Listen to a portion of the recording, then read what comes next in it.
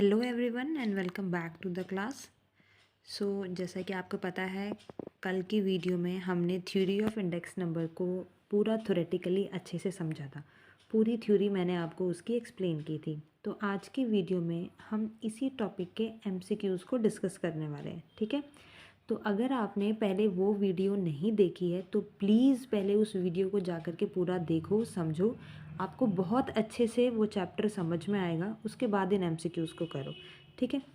Once आपको theory का understood है, उसके बाद आप न्यूमेरिकल्स इजीली अटेम्प्ट कर सकते हो, ठीक है। तो इस एमसीक्यू सेशंस में न्यूमेरिकल्स भी होने वाले हैं और थ्योरेटिकल दोनों क्वेश्चंस होने वाले हैं, ठीक है। टोटल 50 एमसीक्यूज़ आपके पास है। तो इसके बाद आप लोगों ने ये सारे क्वेश्चंस अटेम्प्ट करने के बाद कमेंट में मुझे बताना है आपका कितना स्कोर किया। पता चलेगा हम लोगों की हमारी प्रैक्टिस किस तरफ जा रही है, ठीक है। तो चलिए शुरू करते हैं हम आज की class with question number 1। Numerical का क्वेश्चन है, फर्स्ट क्वेश्चन। ये हमें बोल रहा है लैस्पर्स प्राइस इंडेक्स आपको दिया हुआ है 140, पाशेस प्राइस इंडेक्स आपको दिया है 126। आपने फिशर्स आइडियल इंडेक्स निकालना है, ठीक है। तो सबसे पहले फॉर्मूला आपको याद होना चाहिए। जो आपका फिशर का इंडेक्स नंबर था, फिशर्स आइडियल इंडेक्स नंबर जो था, इसका फॉर्मूला क्या था? दोनों मेथड्स का ज्योमेट्रिक मीन, ठीक है। मैंने आपको पिछली वीडियो में अच्छे से समझाया था, ठीक है। ये क्या है? ज्योमेट्रिक मीन होता है लैस्पर्स और पाशे मॉडल का। इसीलिए फिशर को याद रखना आइडियल भी कहते हैं, बायस फ्री भी कहते हैं, और टाइम रिवर्सल, फैक्टर रिवर्सल दोनों सेटिस्फाइड होते हैं फिशर में। चलिए, अब जो दोनों वैल्यूज़ हमें दी हुई हैं 140 और 126, इधर इनमें सब्सटीट्यूट कर देंगे। तो 140 इंटू 126, इसका आपने ज्योमेट्रिक मीन निकालना है। दोनों को मल्टीप्लाई करके इसका आप रूट निकालोगे। सही आंसर जो है, राउंड फिगर आपकी 133 आ जाएगी। फाइनल आंसर हमारा ऑप्शन नंबर बी रहेगा, ठीक है। अब एक चीज़ मैं आपको थ्योरी की और बताऊंगी, ध्यान से सुनो, क्वेश्चन इससे भी आ सकता है। अब आप ज़रा ऑब्ज़र्व करो कि जो लैस्पर्स का प्राइस इंडेक्स है वो है 140। Generally over estimates inflation. Paasche का प्राइस इंडेक्स कितना है? 126, and it generally under estimate inflation. और जो फिशर है वो हमेशा दोनों के बीच में आता है। फिशर कितना आया? 133 आया ना, और ये 133 इन दोनों के बीच का आया है, इसीलिए ये आइडियल इंडेक्स नंबर की कैटेगरी में आता है, ठीक है। याद रखना है इसको। चलिए, क्वेश्चन नंबर 2, इसमें हमें पूछ रहे हैं which of the following index number satisfies both time reversal test and factor reversal test. अब ज़रा ध्यान से सुनो, ये क्वेश्चन सिर्फ फॉर्मूले का ही नहीं है, थ्योरेटिकली भी आपको ये चेक कर रहा है।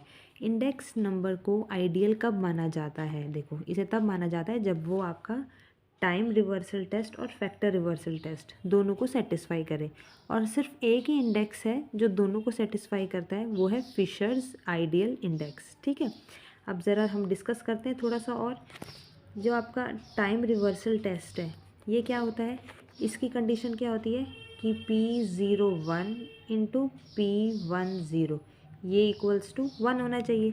मतलब अगर हम बेस ईयर और करेंट ईयर को रिवर्स कर दें तो इंडेक्स का प्रोडक्ट कितना आना चाहिए? 1 आना चाहिए।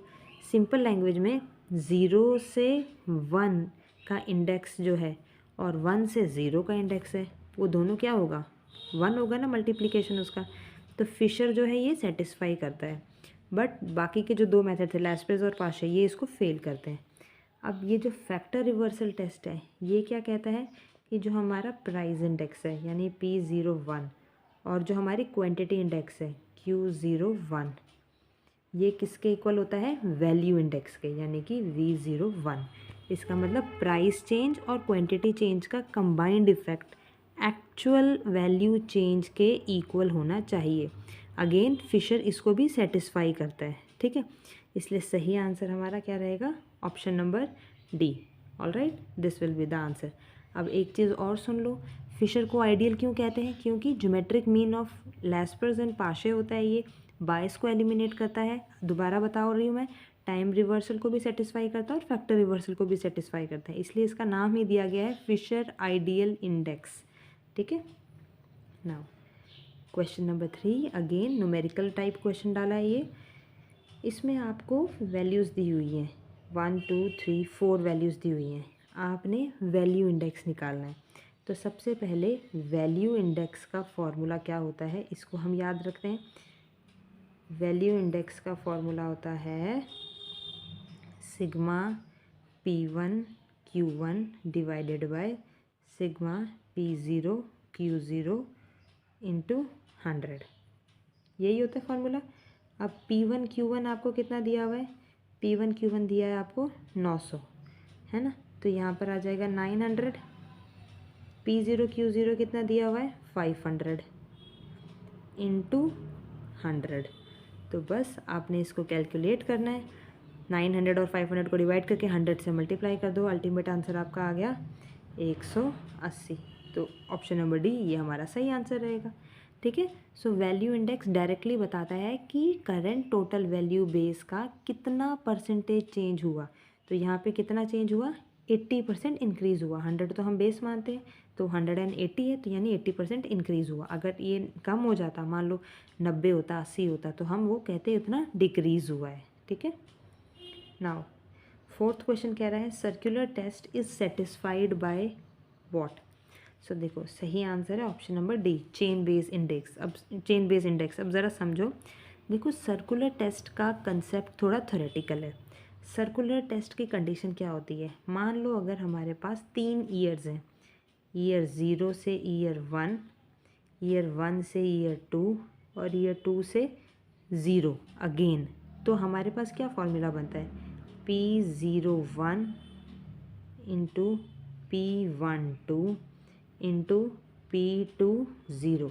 इन सब का मल्टीप्लिकेशन किसके इक्वल होना चाहिए, 1 के इक्वल होना चाहिए। मतलब सिस्टम सर्कुलर कंसिस्टेंसी जो है वो मेंटेन करे।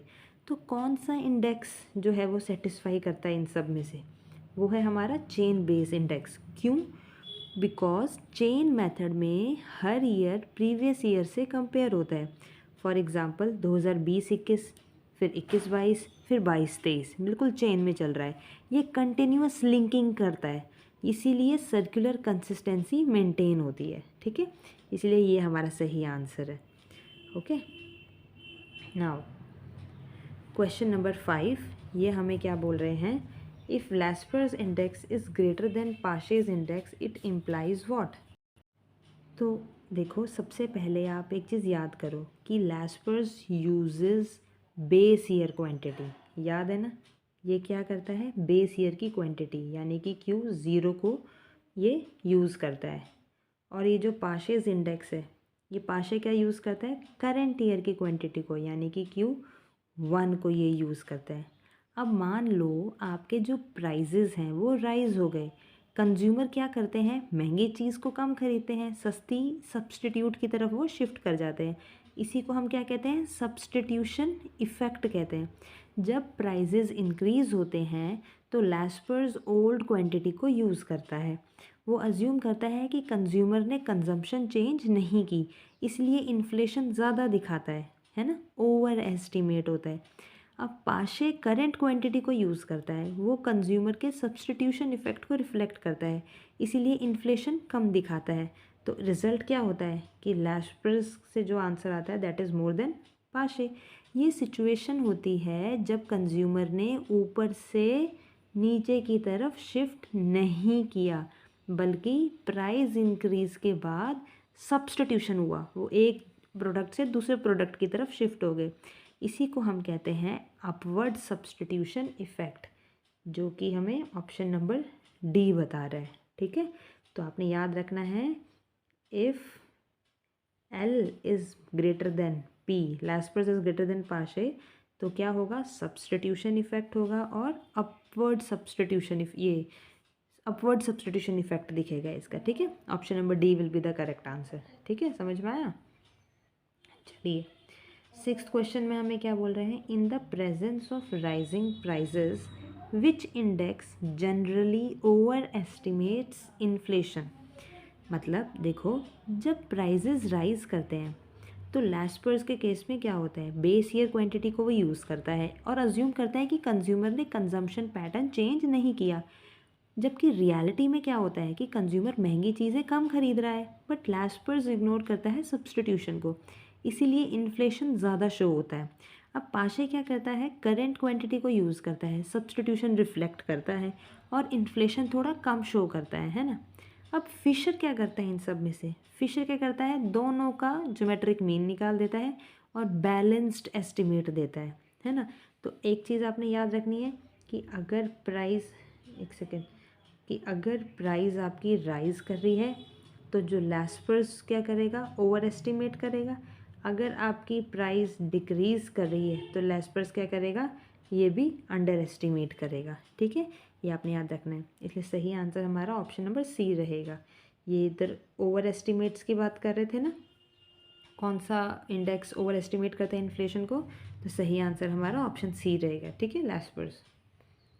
नाउ 7th में हमें बोल रहे हैं, if an index number does not satisfy the time reversal test then what will be the situation. देखो, टाइम रिवर्सल टेस्ट की कंडीशन क्या होती है, ये आपको पता होना चाहिए। P01 into P10 is equals to 1, ये होनी चाहिए ना। मतलब 0 to 1 ईयर का इंडेक्स और 1 to 0 ईयर का इंडेक्स, दोनों का मल्टीप्लाई करके ये आपका 1 आना चाहिए। अगर ये कंडीशन सेटिस्फाई नहीं होती तो प्रोडक्ट 1 के इक्वल नहीं होगा। तो सिंपल, सेटिस्फाई कर रहा है तो प्रोडक्ट 1 के इक्वल होगा, अगर नहीं कर रहा तो नहीं होगा। आपको पूछा है कि कब सेटिस्फाई नहीं करेगा, तब सेटिस्फाई नहीं करेगा जब नॉट इक्वल्स टू 1 होगा। तो सही आंसर ऑप्शन नंबर ए रहेगा हमारे पास। ओके, चलिए क्वेश्चन नंबर 8, ये बोल रहा है the main limitation of fixed base index is what. देखो, फिक्स्ड बेस इंडेक्स का मतलब क्या होता है, एक ही बेस ईयर चूज़ कर लिया और हर साल उसी बेस ईयर से कंपैरिजन होता रहेगा। एग्जाम्पल के तौर पे मान लो आपने जो बेस ईयर है वो 2010 को चूज़ कर लिया है। ठीक है, अब 2015 को भी 2010 से कंपेयर किया जाएगा और 2025 को भी 2015 से कंपेयर किया जाएगा। अब प्रॉब्लम क्या है, खुद सोचो, 2010 से 2025 के बीच में क्या कंजम्पशन पैटर्न चेंज नहीं हुआ होगा, टेक्नोलॉजी चेंज नहीं हुई होगी, क्या नए गुड्स मार्केट में नहीं आएंगे, और जब पुराने हैं क्या वो ऑब्सोलीट नहीं हो जाएंगे। तो बेस ईयर इस वजह से इररेलेवेंट हो जाता है। इसीलिए मेन लिमिटेशन क्या है, मेन लिमिटेशन है कि base becomes outdated over the time, यही मेन उसकी लिमिटेशन है। ठीक है ना। नेक्स्ट हमें पूछ रहे हैं Marshall's Edgeworth index uses weight as what. देखो देखो different indices different weights use करते हैं। जैसे जो आपका लैस्पर्स है ये Q0 यूज़ करता है, जो पाशे है वो Q1 को यूज़ करता है, जो फिशर है वो क्या करता है, इन दोनों का ज्योमेट्रिक मीन Q0 और Q1 का ये यूज़ करता है। अब जो मार्शल एजवर्थ है वो क्या करता है पता है आपको, वो इनका एवरेज क्वांटिटी वेट निकालता है। देखो इसका फॉर्मूला क्या है, मार्शल एजवर्थ का फॉर्मूला है सिग्मा P1 ब्रैकेट में है दोनों क्वांटिटी, बेस ईयर की क्वांटिटी और करंट ईयर की क्वांटिटी, इन दोनों का समेशन करना है और फिर करंट ईयर के प्राइस से मल्टीप्लाई करना है। और डिवीजन में क्या आएगा, सिग्मा बेस ईयर का प्राइस आएगा, बाकी क्वांटिटी वैसी ही रहेगी Q0 प्लस Q1। ठीक है, तो मतलब वेट जो है वो क्या यूज़ किया इन्होंने, वेट यूज़ किया Q0 प्लस Q1, है ना। कभी कभी कंसेप्चुअल फॉर्म में इसे एवरेज वेट भी बोला जाता है। इसलिए करेक्ट ऑप्शन जो है हमारा क्या रहेगा, option number C, Q0 plus Q1/2, average weight भी बोला जाता है इसको। ठीक है, now question 10th numerical question है। फिशर का इंडेक्स दिया हुआ है, वैल्यू इंडेक्स दिया हुआ है, आपको बोल रहे हैं कि क्वांटिटी इंडेक्स क्या होगा बाय फैक्टर रिवर्सल। अब ज़रा आप याद रखो कि फैक्टर रिवर्सल टेस्ट क्या था। ठीक है, फॉर्मूला सारा याद होना चाहिए। ये है P01 into Q01 is equals to V01, है ना। इसको हम ये बोलते हैं, इसको हम बोलते हैं प्राइस इंडेक्स, इसे बोलते हैं क्वांटिटी इंडेक्स, इसे बोलते हैं वैल्यू इंडेक्स। अब आपको क्या क्या गिवन है, आपको प्राइस इंडेक्स गिवन है, इसका फिशर का दिया हुआ है कितना 120 दिया हुआ है, तो यहाँ पर आप डाल दोगे 120 मल्टीप्लाइड वैल्यू इंडेक्स दिया हुआ है 144, यानी कि यहाँ आ जाएगा 144। अब आपने क्या निकालना है, क्वांटिटी इंडेक्स निकालना है ना। अब सिंपल मैथमेटिकल कैलकुलेशंस आपने करनी है, इन दोनों को डिवाइड कर दोगे तो 144 ऊपर रहेगा और 120 नीचे रहेगा। करेक्ट आंसर जो है डिवाइड करके आपके पास कितना आ जाएगा, 1.2 आएगा। अब ऑप्शन में आप देखो 110, 115, 120, 125 ऐसे दिया है, आपका आ रहा है 1.2। अब ज़रा आप याद रखना कि इंडेक्स नंबर परसेंटेज फॉर्म में होते हैं, तो 1.2 का मतलब 120, तो सही आंसर हमारा ऑप्शन सी रहेगा 120। ठीक है, चलिए क्वेश्चन नंबर 11। यहाँ पर हमें क्या दी हुई हैं, वैल्यूज़ दी हुई हैं, आपको लैस्पर्स प्राइस इंडेक्स निकालना है। सिंपल फॉर्मूला याद होना चाहिए। फॉर्मूला क्या होता है, sigma P1 Q0 divided by sigma P0 Q0 into 100। तो आपको दोनों वैल्यूज़ दी हुई हैं, बस वैल्यू सब्सटीट्यूट करो और आंसर निकाल लो। तो ये आपका 520 न्यूमिनेटर में आएगा और 400 डिनोमिनेटर में। 520 बाय 400 इंटू 100, इसको कैलकुलेट करो, सही आंसर आपके पास आ जाएगा option number C 130। Okay, now question number 12। इसमें भी न्यूमेरिकल बेस्ड क्वेश्चन है, आपको दोनों वैल्यूज़ दी हुई हैं, आपने पार्शियस का इंडेक्स नंबर निकालना है। तो फॉर्मूला याद रखो, फॉर्मूला क्या होता है, ये है sigma P1 Q1 bye sigma P0 Q1 into 100। तो P1 Q1 कितना दिया है आपको, 780 और 600, तो 780 न्यूमिनेटर में, 600 डिनोमिनेटर में, मल्टीप्लाई 100। तो सही आंसर आपके पास आ जाएगा कैलकुलेट करके 130। तो option C will be the correct answer. ठीक है, नाउ 13th में बोल रहे हैं Fisher's quantity index is the geometric mean of what. तो अब तो आपको पता है, अब आपने अच्छे से समझा है। तो किसका ज्योमेट्रिक मीन होता है, ये होता है लास्ट प्रेजेंट पार्शियस क्वांटिटी इंडिसेस का। ठीक है, फिशर्स प्राइस इंडेक्स क्या होता है, ज्योमेट्रिक मीन होता है इन दोनों मेथड का। सिमिलरली फिशर्स क्वांटिटी इंडेक्स भी जो है वो भी ज्योमेट्रिक मीन होता है इन दोनों की क्वांटिटी इंडिसेस का। ठीक है, इसलिए सही आंसर ऑप्शन नंबर बी रहेगा हमारे पास। नाउ अब हमें पूछ रहे हैं time reversal test requires what. अब आपको ये याद हो जाना चाहिए। टाइम रिवर्सल टेस्ट का मतलब अगर हम बेस ईयर और करंट ईयर रिवर्स कर दें तो कंसिस्टेंसी मेंटेन रहनी चाहिए, यानी कि P01 और P10 ये दोनों इक्वल्स टू 1 होनी चाहिए। ठीक है, फॉर्मूलाज आपने याद रखने हैं। और इस टॉपिक से रिलेटेड जो नोट्स हैं वो मैंने सारे नोट्स जो हैं रिटन जो मेरे हैं वो मैंने फेसबुक पेज पे अपने शेयर किए हुए हैं। अगर आपको वो चाहिए तो डिस्क्रिप्शन में फेसबुक पेज का लिंक है, आप वहाँ पे जा कर के उन नोट्स को देख सकते हैं, पढ़ सकते हैं। ठीक है, नाउ क्वेश्चन नंबर 15। इसमें हमें पूछ रहे हैं factor reversal test requires what. अब ये भी आपको याद हो जाना चाहिए। फैक्टर रिवर्सल का मतलब क्या है कि प्राइस चेंज और क्वांटिटी चेंज दोनों किसके इक्वल होता है, टोटल वैल्यू चेंज के। ठीक है, यही इसका मैथमेटिकल फॉर्मूला भी है।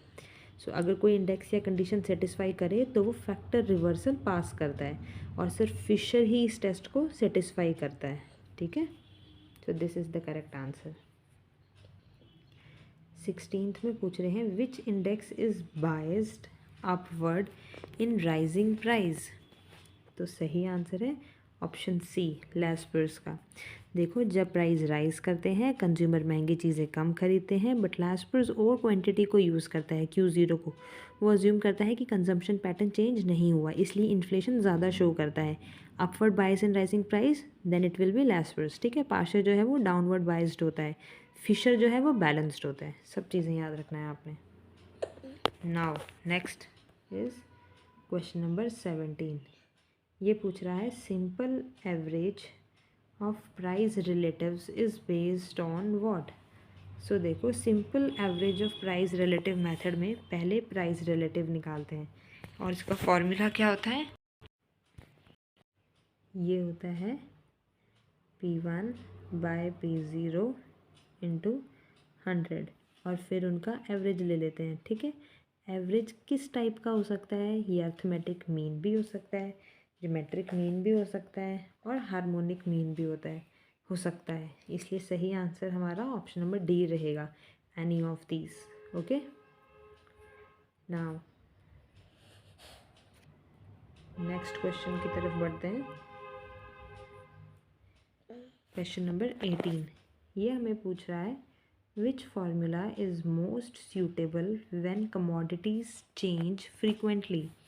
जब कमोडिटीज़ फ्रीक्वेंटली चेंज होती हैं तो क्या होता है, न्यू प्रोडक्ट्स आ रहे हैं, ओल्ड प्रोडक्ट्स डिसअपियर हो रहे हैं, तो एक ही बेस ईयर रेलेवेंट नहीं रहेगा।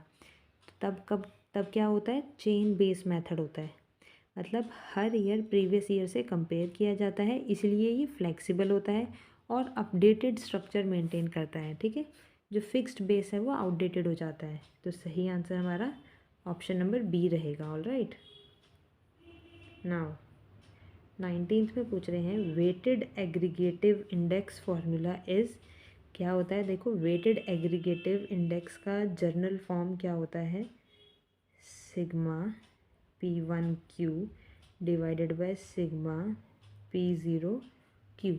यहाँ पे ये जो Q है ये वेट होता है, लैस्पर्स में ये Q 0 होता है और पाशे में Q 1 होता है, but general weighted aggregative structure जो है ना वो यही होता है और जो मैच कर रहा है हमारा ऑप्शन नंबर बी के साथ। सो this will be the correct answer. ठीक है, नाउ 20 क्वेश्चन में पूछ रहे हैं if price double and quantity remain constant value index becomes what. देखो वैल्यू इंडेक्स का फॉर्मूला ज़रा देखते हैं, स्टेप बाय स्टेप करेंगे इसको। यह है P1Q1 बाय P0Q0 इंटू 100। अगर आपकी प्राइजेस डबल हो रही हैं, है ना, तो जो आपका P1 है वो क्या बन जाएगा, 2P0, यही है ना। ये मतलब जो पिछले साल की प्राइजेस थी उसके डबल हो गया ना करंट ईयर का प्राइस, तो P1 की वैल्यू यही आ जाएगी। तो क्वांटिटीज़ जो हैं वो आपको क्या बोली हैं कि वो सेम है, तो जो आपकी एज अ रिज़ल्ट Q1 है और जो Q0 है ये दोनों बराबर ही रहेंगे आपके, है ना। अब चलो इनको सब्सटीट्यूट कर देते हैं इस फॉर्मूला में। हम लोग P1 की जगह 2P0 डाल देंगे और Q1 और Q0 ये तो दोनों बराबर हैं, तो दोनों जगह हम Q0 डाल देंगे। तो ये हमारे पास क्या बन जाएगा, V की value 2P0 into Q0 by P0 into Q0 into 100, ये आ गया। अब ये आपका क्या हो जाएगा, P0 Q0 ये दोनों कैंसिल हो जाएंगे, अल्टीमेट V की वैल्यू क्या आ गई आपके पास, 200।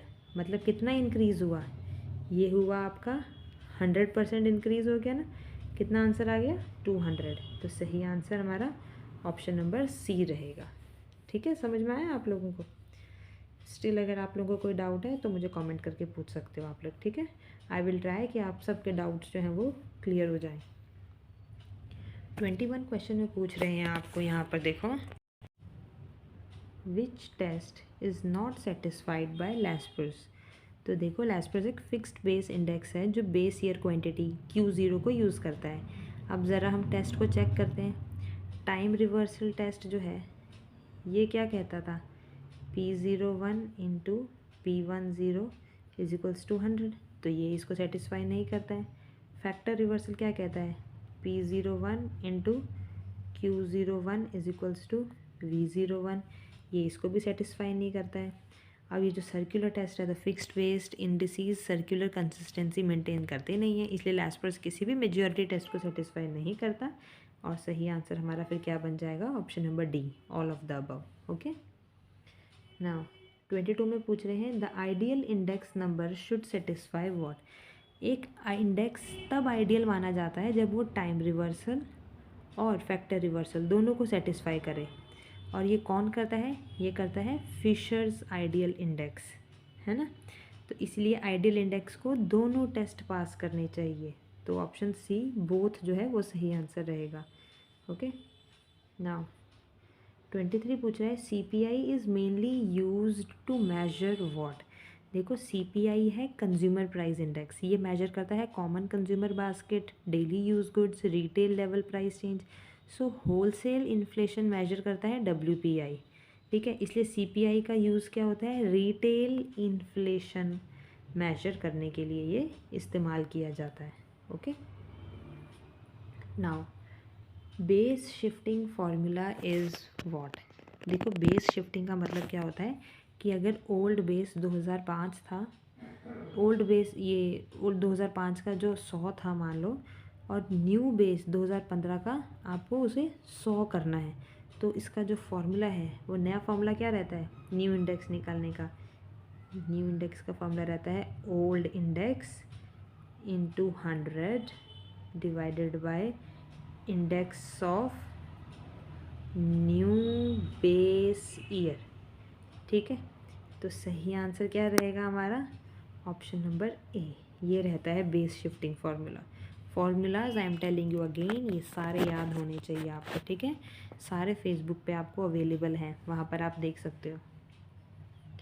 नाउ 25 में हमें पूछ रहे हैं when base year is changed relative changes, उसको क्या होता है। देखो बेस ईयर चेंज करने से एब्सोल्यूट इंडेक्स नंबर चेंज हो सकता है, पर रिलेटिव चेंज जो है, परसेंटेज चेंज जो है वो सेम रहता है, ठीक है, इट रिमेन्स सेम।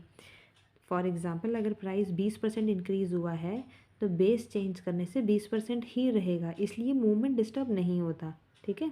इसलिए ऑप्शन नंबर सी जो है ये रहेगा हमारा करेक्ट आंसर। नाउ 26 में पूछ रहे हैं आपको quantity index major change in, देखो कंसेप्ट को समझो। क्वांटिटी इंडेक्स का फॉर्मूला क्या होता है ये देखो, sigma Q1 P0 by sigma Q0 P0 into 100। यहाँ फोकस किस पर हो रहा है आप देखो, यहाँ फोकस हो रहा है आपका Q के ऊपर, है ना, Q के ऊपर फोकस है, मतलब गुड्स की physical volume, output, production in पे हो रहा है। सो ये प्राइस चेंज नहीं मेजर करता है, ये वैल्यू डायरेक्ट मेजर नहीं करता। क्वांटिटी इंडेक्स बताता है कितनी प्रोडक्शन या सेल्स वॉल्यूम इंक्रीज़ या डिक्रीज़ हुई है, इसलिए सही आंसर हमारा ऑप्शन नंबर बी रहेगा, ठीक है, वॉल्यूम, इस पे ये ज़्यादा फोकस डालता है। अब पूछ रहे हैं आपको वैल्यू इंडेक्स इक्वल्स व्हाट। सो सही आंसर क्या रहेगा इसका, ऑप्शन नंबर ए, प्राइस इंटू क्वांटिटी इंडेक्स। देखो वैल्यू इंडेक्स का फॉर्मूला क्या होता है V01 का, sigma P1 Q1 bye sigma P0 Q0 multiply 100, और फैक्टर रिवर्सल टेस्ट के अकॉर्डिंग P01 इंटू Q01 किसके इक्वल होता है V01 के, मतलब वैल्यू इंडेक्स क्या है, प्राइस इंडेक्स और क्वांटिटी इंडेक्स का मल्टीप्लिकेशन, ठीक है, इसलिए ऑप्शन नंबर ए जो है वो सही रहेगा हमारा। नाउ अगेन न्यूमेरिकल क्वेश्चन है 28, इसमें वैल्यूज़ आपको दी हुई हैं, आपने वैल्यू इंडेक्स निकालना है। तो वैल्यू इंडेक्स का फॉर्मूला सीधा वैल्यू डालते हैं, फॉर्मूला क्या होता है P01 इंटू Q01 बाय 100। तो दोनों की वैल्यूज़ दी हुई है 150 और 120, इन दोनों को मल्टीप्लाई करके 100 से डिवाइड कर दोगे, सही आंसर आपके पास 180 आ जाएगा। Option number C will be the correct answer. Now 29 में हमें पूछ रहे हैं geometric mean is preferred because, देखो क्यों ज्योमेट्रिक मीन बेटर है, क्यों इसको प्रेफर किया जाता है, क्योंकि एक्सट्रीम वैल्यूज़ का इफेक्ट कम करता है, सिमिट्री मेंटेन करता है, टाइम रिवर्सल टेस्ट को सेटिस्फाई करता है in case of price relatives. तो अर्थमेटिक मीन जो है वो अपवर्ड बायस को क्रिएट कर सकता है, ज्योमेट्रिक मीन नहीं। इसलिए एग्ज़ाम में आपने याद रखना है कि geometric mean reduces bias and provides better consistency. So सही आंसर ऑप्शन नंबर बी रहेगा, ये बायसनेस को रिड्यूस करता है। ओके, नाउ 30 में पूछ रहे हैं which index number uses current weights. तो कौन करंट वेट्स को यूज़ करता है, अब आपको पता होगा, ये पाशे यूज़ करता है। लास्ट पर्स तो बेस ईयर की क्वांटिटी Q0 को यूज़ करता है, और पाशे क्या करता है, करंट ईयर की क्वांटिटी को यूज़ करता है, ठीक है। तो option B will be the correct answer here. Now question 31, in chain based method linking relatives are what. देखो चेन बेस्ड मेथड क्या है कि हर साल प्रीवियस ईयर को बेस बना लेता है, जैसे 18-19, फिर 19-20, फिर 20-21, हर ईयर का बेस चेंज हो रहा है, इसीलिए लिंकिंग रिलेटिव्स। ये लिंकिंग रिलेटिव ये कैसे निकालेंगे, P1/P0 इंटू 100। ये हर साल डिफरेंट होगा, फिक्स नहीं होगा, कांस्टेंट नहीं होगा, ज़ीरो तो बिल्कुल भी नहीं होगा। तो सही आंसर हमारा रहेगा ऑप्शन बी, वेरिएबल। नाउ फिर पूछ रहे हैं सर्कुलर टेस्ट इंश्योर्स व्हाट। देखो सर्कुलर टेस्ट की कंडीशन क्या होती है, P01 into P12 into P20 is equals to 1। अगर सर्कुलर टेस्ट सेटिस्फाई हो जाए तो टाइम के साथ आर्टिफिशियल इंक्रीज डिक्रीज, जिसे हम ड्रिफ्ट कहते हैं, वो नहीं होता, इंडेक्स नेचुरल लेवल पर वापस आ जाता है। ड्रिफ्ट का मतलब होता है कि चेन मेथड में कम्युलेटिव एरर, ठीक है। तो सर्कुलर टेस्ट इंश्योर करता है कि there is no drift over time. Option number A will be the correct answer, ठीक है। आई एम श्योर ये MCQ सेशन के बाद कई फार्मूला तो आप लोगों को याद ही हो जाएंगे, इसलिए मैं बार बार फार्मूलाज लिख रही हूँ ताकि आप लोगों को ये दिमाग में बैठ जाए अच्छे से। इसमें पूछ रहे हैं अब substitution bias is maximum in what. तो कौन सी किस में सबसे ज़्यादा होता है, ये होता है लैस्पर्स मेथड में। सब्सटीट्यूशन बायस होता क्या है, देखो जब प्राइस बढ़ता है कंज्यूमर सब्सटीट्यूट करता है, बट लैस्पर्स क्या कहता है कि बेस ईयर की क्वांटिटी Q0 को यूज़ करता है और वो अज्यूम करता है कि कंज्यूमर बिहेवियर चेंज नहीं हुआ, इसलिए राइजिंग प्राइजेस में लैस्पर्स इन्फ्लेशन को ओवर एस्टिमेट कर देता है। इसलिए मैक्सिमम सब्सटीट्यूशन बायस कहाँ होता है, इसी मेथड में होता है। फिशर में तो बायस ऑलमोस्ट रिमूव हो जाता है, ठीक है, याद रखना है। So option B will be the correct answer here. Now 34 में पूछ रहे हैं which index is known as weighted average of price relative. So option B weighted index will be the correct answer. अब ज़रा इसको हम जानते हैं। देखो आपका प्राइस रिलेटिव मेथड में कैसे कैलकुलेट करते हैं, ये होता है ना फॉर्मूला P1/P0 इंटू 100। अब इन रिलेटिव को वेट के साथ मल्टीप्लाई करते हैं तो वो क्या बन जाएगा, वेटेड इंडेक्स। कैसे निकलेगा, sigma WR by sigma W। इसको हम क्या कहते हैं, weighted average of price relatives. Simple index में वेट नहीं होता है, ठीक है, इसलिए B option will be the correct answer. Now 35 पूछ रहा है फिशर इंडेक्स इज़ व्हाट। तो देखो अर्थमेटिक मीन तो होता ही नहीं है, ये तो गलत है। क्या है, geometric mean of L and P, ठीक है। अब तो ये आप लोगों को याद हो जाना चाहिए। ज्योमेट्रिक मीन क्या होता है, सिग्मा L इंटू P, ये होता है ज्योमेट्रिक मीन। अर्थमेटिक मीन का मतलब क्या होता है कि आप लोगों को पता है, अर्थमेटिक मीन होता है L+P/2, ठीक है। फिलहाल आंसर तो हमारा यहाँ पे ज्योमेट्रिक मीन है। Option number B will be the correct answer. Now 36 में पूछ रहे हैं which is not a problem of index number. देखो इंडेक्स नंबर क्या होता है, it is a relative measure not absolute. अब प्रॉब्लम्स क्या होते हैं, बेस ईयर सिलेक्शन प्रॉब्लम होती है, वेट असाइनमेंट प्रॉब्लम होती है, क्वालिटी चेंज प्रॉब्लम होती है और न्यू कमोडिटीज़ प्रॉब्लम होती है। बट एब्सोल्यूट मेजरमेंट कोई प्रॉब्लम ही नहीं है, क्योंकि इंडेक्स नंबर वैसे भी एब्सोल्यूट मेजर नहीं होता है।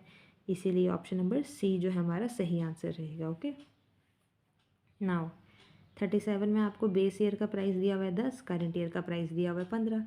आपने प्राइस रिलेटिव निकालना है। अब फॉर्मूला तो आपको अच्छे से याद हो ही गया होगा, क्या होता है बताओ, PR का फॉर्मूला P1/P0 इंटू 100। तो यहाँ पे 15 न्यूमिनेटर में, 10 डिनोमिनेटर में, मल्टीप्लाई 100, आंसर आ जाएगा हमारा 150। Option number D. इसका मतलब क्या है, 50% इंक्रीज़ हो रहा है, ठीक है।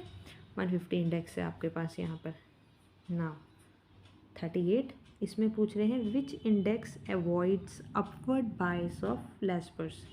तो देखो लैस्पर्स की प्रॉब्लम क्या होती है कि ये यूज़ करता है बेस ईयर क्वांटिटी को यानी Q0 को, और राइजिंग प्राइस में इन्फ्लेशन ओवर एस्टिमेट करता है। सब्सटीट्यूशन बायस इसमें सबसे ज़्यादा होता है। अब देखो पाशे क्या करता है, वो यूज़ करता है करंट ईयर की क्वांटिटी को यानी Q1 को। अब ये अपवर्ड बायस को अवॉइड करता है, कभी कभी डाउनवर्ड बायस भी कर देता है ना। अब जो फिशर है वो क्या करता है, वो तो ज्योमेट्रिक मीन निकालता है दोनों मेथड का, दोनों का बायस वो बैलेंस कर देता है। इसलिए पाशे अपवर्ड बायस को अवॉइड करता है, फिशर भी अवॉइड करता है। तो सही आंसर क्या रहेगा, ऑप्शन नंबर सी, बोथ, ठीक है।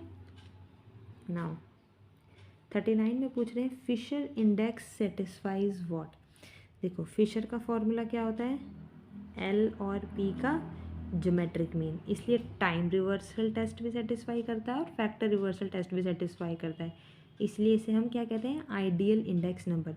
बाकी कोई भी इंडेक्स दोनों टेस्ट को सेटिस्फाई नहीं करता है, इसलिए सही आंसर हमारा ऑप्शन नंबर सी रहेगा, बोथ। ओके, नाउ 40 में पूछ रहे हैं which is called cost of living index. तो कॉस्ट ऑफ लिविंग इंडेक्स हम किसे बोलते हैं, सीपीआई को, कंज्यूमर प्राइस इंडेक्स। ये मेजर करता है consumer goods prices, retail level inflation और cost of living of common people. ठीक है, so this will be the correct answer. चलिए अगला क्वेश्चन न्यूमेरिकल है, आपको आप वैल्यूज़ दी हुई हैं, आपने क्या निकालना है, वैल्यू इंडेक्स। तो वैल्यू इंडेक्स का फॉर्मूला हमें पता है क्या होता है, sigma P0 Q0 by P0 Q1 divided by sigma P0 Q0 into 100। तो आप वैल्यूज़ इसमें सब्सटीट्यूट करोगे, न्यूमिनेटर में 750, डिनोमिनेटर में 500, मल्टीप्लाई 100, कैलकुलेट करके सही आंसर आप निकाल लेना। बता देना मुझे कमेंट करके क्या आंसर आएगा। ठीक है, नाउ 42, इसमें हमें पूछ रहे हैं in upward trend of prices Paasche index tends to what.